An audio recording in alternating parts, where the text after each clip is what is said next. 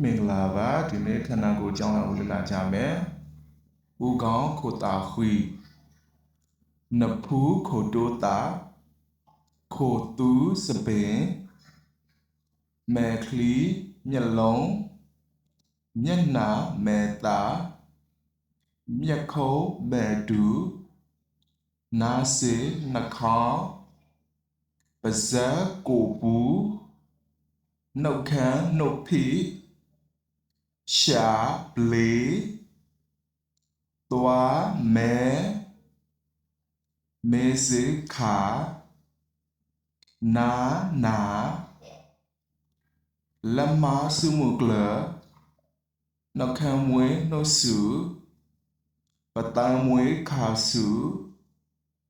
လေဘင်းကိုဘိုးရှင်ဘဲတနာပွားချမ်းချာတီလာတဒေါင်စေစုနခီလဲစုလာကျော်ဘဲခလခီဝမ်ဘဲဟဖခေါ်လာချီတော့တိတဖာနော်